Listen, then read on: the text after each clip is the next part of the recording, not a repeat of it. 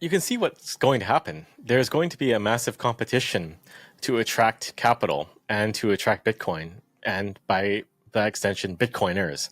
So all of these Yeah. things that are welcoming are going to be done, and it'll be this huge competition. So possibly zero tax, possibly no capital gains. Hard to say. But the thing that most countries need to understand is you can't be the last one that opens up the door and says, here are all the conditions why you want to come here, because, someone will have done it before you. And then it's like, yeah, okay, well, now what? Like, yeah, okay, no capital gains here, but no capital gains in the US. Which place would I rather be? So the more disadvantaged you are in terms of attracting capital and attracting Bitcoin, the sooner the better for implementing some strategy that welcomes capital. And I think it's starting to be understood that money just can't be printed indefinitely out of nowhere, right? This is why I think that the left-leaning people in the U.S., Democrats, they're angry about Elon's cutting of their money printer, right? All the funds in U.S. aid and everything like that. That was kind of like unlimited capital for them to deploy. And without that, maybe they're coming to the realization that money is actually important, that you can't just print it out of thin air or take it from the rich or tax from the rich, because it won't work. But maybe this is sort of a wake-up call.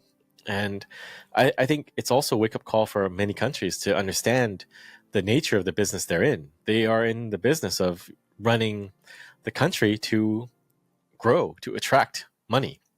And that's really what they have to focus on. And I think in the course of politics and everything, you get distracted, just like normal people get distracted by everything else. They get distracted from the core premise, which is we need to attract capital and we need to attract investment. And if you look at El Salvador as an example, it's really not hard. Just do some things that are not stupid and say good things about Bitcoin, and people will pay attention and they might move there. They might set up a company there or domicile there or do all these sorts of things. But from our experience talking with a lot of politicians, it's like they don't understand that. One that we talked to, I forgot where it was. I think it's somewhere in the Caribbean. But the whole call was like, we need things. We need roads. We need hospitals, and we need this. And then another group we talked to was saying, yeah, we're creating great legislation and we're going to regulate everything. And I'm like, but what makes me want to go there? Like, if you think about it from a very simple mental model, like, that's your house, Brandon, and you wrote a lot of rules for what I can do in your house, but you're not inviting me for dinner. There's no food. Why do I want to go to your house? Like, to read your rules and say, okay, I can sit on that chair for 15 minutes and then I have to go and stand over there. That's not really interesting for me, right?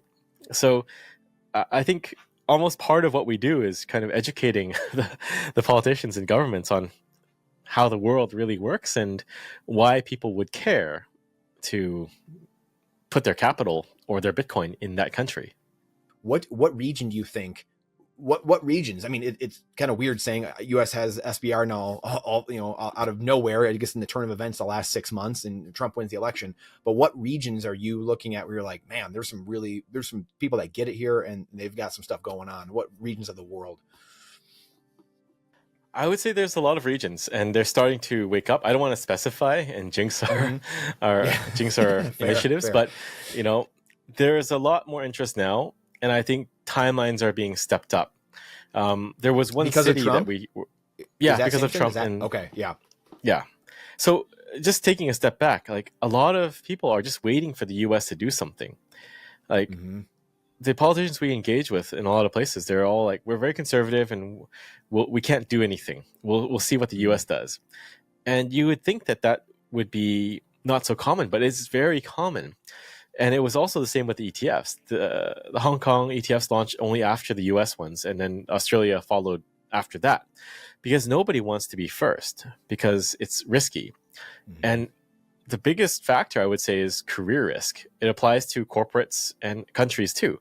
Nobody wants to risk being the crazy guy saying Bitcoin and lose their job and not get reelected. So it's almost like the incentives are to play it safe and follow. But at the same time, they don't really understand that Bitcoin is incredibly scarce with only 21 million. So there is a first mover advantage. And it seems to be like those two forces going head to head, the inertia of career risk won out. And it's just going to be they're going to follow. And it takes a lot of time for governments to do things, right? They're almost like strung up by their own rules and procedures where they can't move quickly. And there's pros and cons with that. But you compound that by waiting for someone else like the US to make a move. And then the question really is, how fast can you react once the US goes?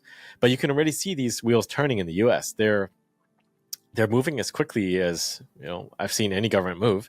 And David Sachs was saying the Trump admin is moving at a startup pace, which is probably accurate. Yeah. But once the mechanisms to acquire Bitcoin are in place, either from Commerce Secretary Lutnick or from the legislation from Cynthia Lummis, I think that's when the other guys are going to pick up and try to go fast. But the question is really, how effective will a fast follow be?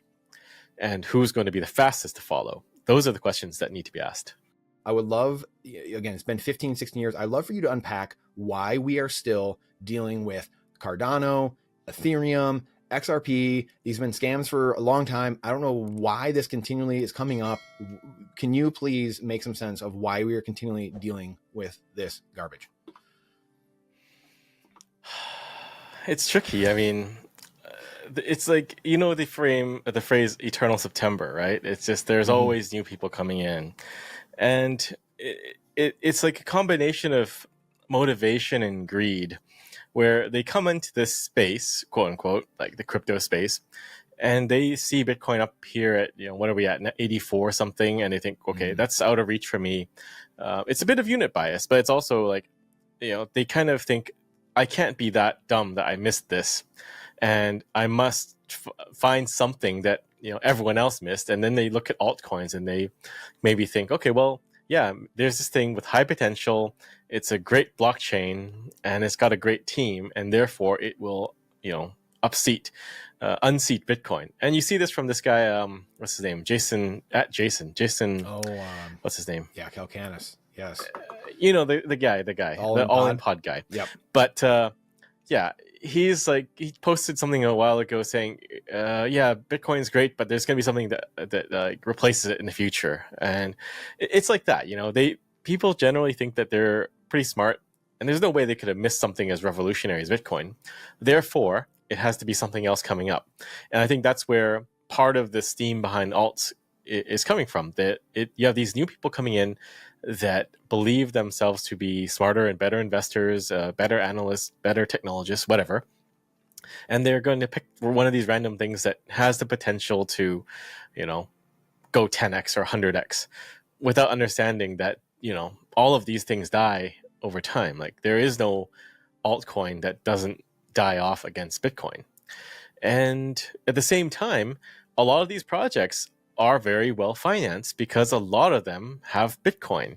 So they are effectively Bitcoin derivatives using Bitcoin gains to market themselves, make themselves relevant, lobby the government like XRP, and trick more people into buying them. So the solution really is, we need more Bitcoin maximalists, period. That's it. We just need more Bitcoin maximalists, and we need to convert more people to Bitcoin maximalists. And it's already a process that happens naturally because people get burned, dabbling in altcoins, shitcoins, and degenerate schemes, and then they become Bitcoin maximalists. But we need to accelerate this and get more of us out there. And unfortunately, there is no difference between a maximalist and a toxic Bitcoin maximalist. You're just a maximalist. The toxic attribution comes from the shitcoiners that don't like that we expose their projects. So we're always going to be toxic maximalists, right? There's no way around it. When you're speaking truth to power, when you're asking questions that people don't like asked, then you become toxic and you become person non grata. And that's just the way it works. No one likes their scam to be questioned, or their dishonesty to be questioned, or anything like that. So Yeah, I think we're always going to be maligned, but the beautiful thing is there's always going to be more and more of us. So the truth always comes out in the end, and I think we are the faction that is driving the exposure of truth. What are things that we can do to stand out, either gamifying the system, gamifying education? You guys, I know you're very creative when it comes to things like this, the way your mind works and just gamifying things. But what are some things that you have been really kind of pulling at you, that you see that are hampering our education and getting this truth out into the world?